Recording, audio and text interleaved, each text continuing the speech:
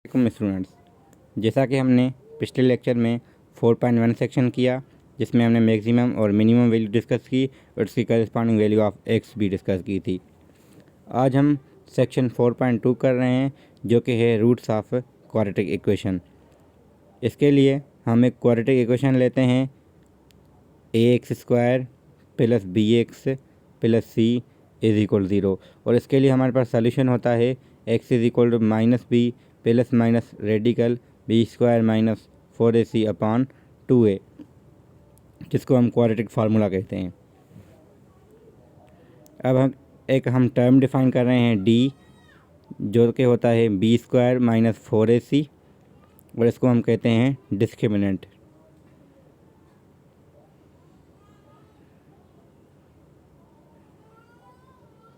Similarly हम condition इस पे लगाते हैं d अगर पॉजिटिव हो तो हम कहेंगे रूट्स इस इक्वेशन के रियल होंगे और डिस्टिंक्ट होंगे यानी मुख्तलिफ होंगे।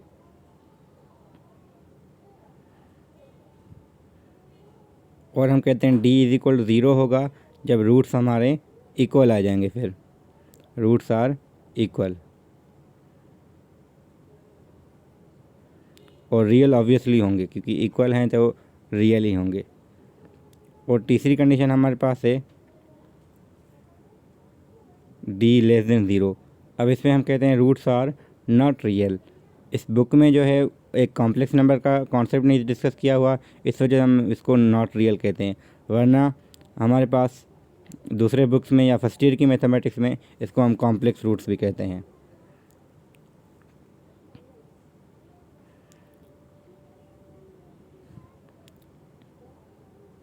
इसके आगे एक कॉन्सेप्ट है हमारा अल्फ़ा और बीटा, हमने रूट्स ले रहे हैं एक इक्वेशन के, जो हमारी क्वाड्रेटिक इक्वेशन थी।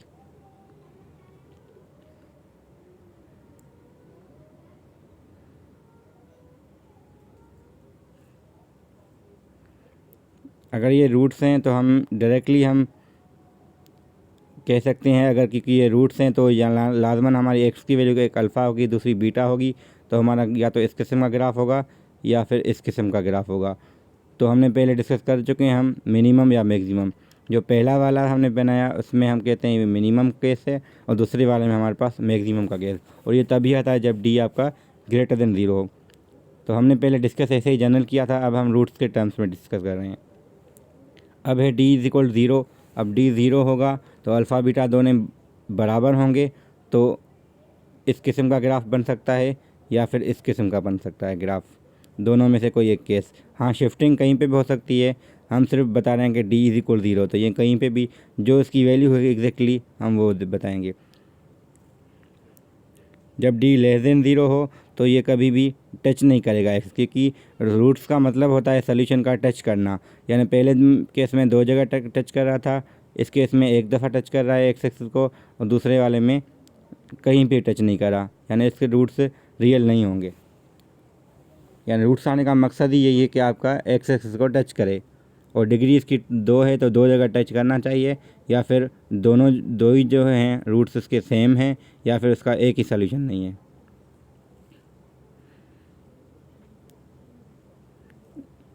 ग्राफ ठीक है, थोड़े इधर उधर मैंने कर दिए हैं। अब हमारे पास ये बुक में जो हमने कॉन्सेप्ट बताया वही बुक में हमारा लिखा हुआ है पेज नंबर 71 पे।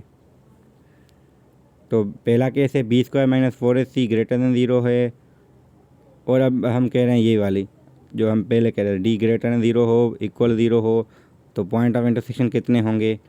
और पॉइंट ऑफ इंटरसेक्शन का मतलब ये है कि एक्स एक्सिस और वो ग्राफ जो पैराबोला हमारा बन रहा है। और तीसरा केस हमारा नन वाला है, वो जो लिखा हुआ है ठीक है सारा। अब हम एक एक्सरसाइज से कुछ क्वेश्चन अटेम्प्ट कर रहे हैं ताकि कॉन्सेप्ट थोड़ा क्लियर हो जाए।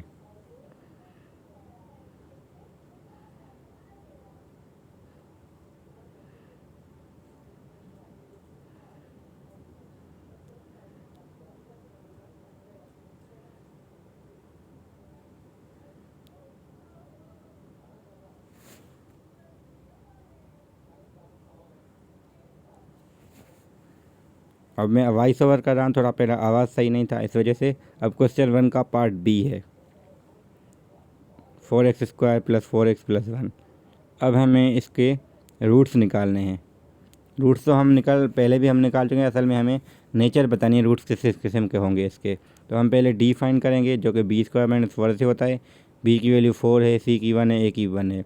वो वैल्यूज पुट कर ली, हमारे पास ये आ जाएगा 4 का स्क्वायर 16 आएगा और 4 4 द फिर अगेन 16 ही आएगा। तो ये हो जाएगा 0, यानी d 0 है तो रूट्स इसके इक्वल आ जाएंगे।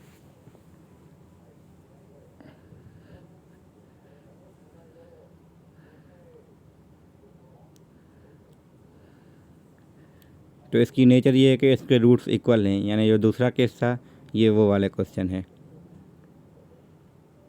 अब ऐसे डिफरेंट क्वेश्चन है यहाँ पे, कभी डी पॉजिटिव आएगा, कभी लेस देन 0 आएगा। तो दूसरे क्वेश्चन आप खुद अटेम्प्ट कर सकते हैं। इस एक्सरसाइज में जो है 17 से ज़्यादा 23 क्वेश्चन है टोटल।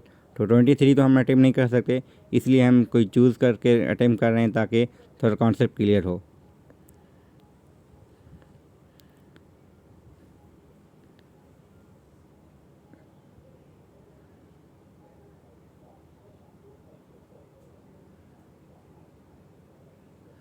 अब हम नेक्स्ट कर रहे हैं क्वेश्चन नंबर 4,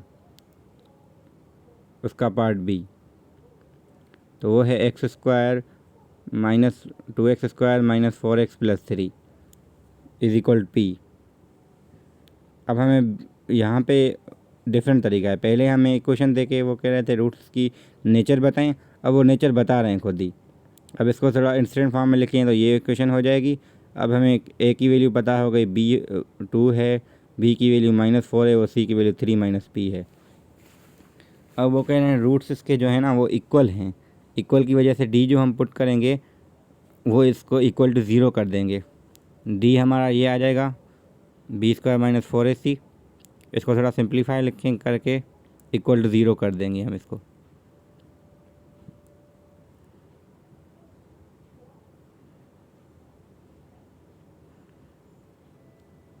तो 4 का स्क्वायर होता है 16 और इसको मल्टीप्लाई करना 4 टू द 8 8 माइनस 3p। ठीक है, तो ये हो जाएगा 8 हम कॉमन लेके डिवाइड कर देंगे दूसरी साइड, क्योंकि मल्टीप्लाई भी कर सकते हैं, सिंप्लीफाई ये तरीका भी है करने का इजी। 8 को डिवाइड करते 0 हो जाएगा उस साइड, तो बचा 2 माइनस 3 टाइम 3 माइनस p।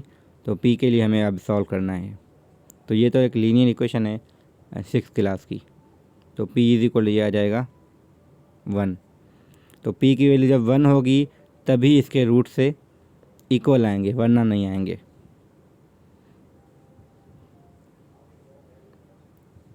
अब यहाँ पे कुछ क्वेश्चन होते हैं जिसमें करते हैं कि शो दैट इसके रूट से इस किस्म के हैं। तो वो शो करने के लिए एक तरीका वो था फाइंड करें रूट्स इसके किस किस्म के हैं। कुछ क्वेश्चन होते हैं कि इसको शो करें तो ये इसके रूट्स ऐसे हैं, तो जो कंडीशन वो कहते हैं वो ऑलवेज ट्रू आनी चाहिए। अब इसके लिए क्वेश्चन बहुत सारे इसमें थे जो शो दैट के लिए हम एक अटेम्प्ट कर रहे हैं वहाँ से भी, जो कि क्वेश्चन नंबर है 13। अब 13 क्वेश्चन में वो कह रहे हैं शो दैट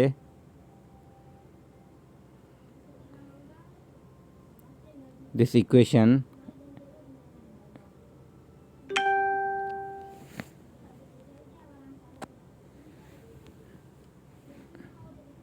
मैंने स्क्रीन रिकॉर्डिंग ऑन की है, पहले आवाज़ थोड़ी से ठीक नहीं थी, ताकि क्लियर आवाज़ के लिए स्क्रीन रिकॉर्डिंग कर दी, वरना दोबारा सेटअप करके टाइम बहुत लग जाता। तो उसके हमें बताना है इस इक्वेशन के रूट्स जो हैं वो रियल हैं। तो रियल आने के लिए जो डी आना चाहिए वो ऑलवेज़ पॉजिटिव आना चाहिए। तो डी ऑलवेज़ पॉजिटिव आना चाहिए, तो हम डी पहले फाइंड करेंगे। डी हमारा पहले इसको थोड़ा स्टैंडर्ड फॉर्म में लेके आए ताकि हमें ए बी सी की वैल्यू पता चले। तो बी की वैल्यू के है, सी की वैल्यू -3 प्लस के है और ए की वैल्यू 1 है। तो हम वो बार बार नहीं लिख रहे हैं, अब यहाँ से आपको आइडिया हो जाएगा ए बी सी की वैल्यू क्या होनी चाहिए। तो इसको हम सिंप्लीफाई करें तो ये आएगा k² माइनस 4k प्लस का 12।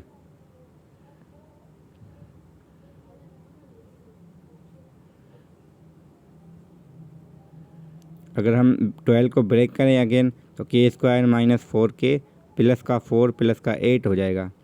तो हम इसको लिख सकते हैं, जो पहला वाले 3 टर्म हैं इसको हम कह सकते हैं ये हमारा k-2 का होल स्क्वायर बन जाएगा। अगर थोड़ा इसको लिखें 2 time k into 2 plus 2 square plus 8, ये k-2 का होल स्क्वायर बन जाएगा और प्लस का 8। अब इसमें एक मीनिंग है, क्योंकि ये स्क्वायर है पहला टर्म, k-2 का होल स्क्वायर हो रहा है, इस वजह से ये ऑलवेज पॉजिटिव है।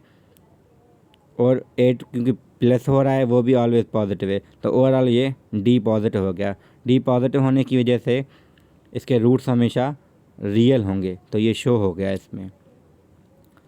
अब इसमें बहुत सारे क्वेश्चन ऐसे हैं जो आप खुद कर सकते हैं, कुछ ऐसे हैं जो ना हो, तो इसके लिए मैंने यहाँ पे कॉन्टेक्ट नंबर दे दिया है, आप इससे रब्ता कर सकते हैं, व्हाट्सअप करें, कॉल करें, मैसेज करें। मैसेज अगर रिप्लाई ना आए तो आप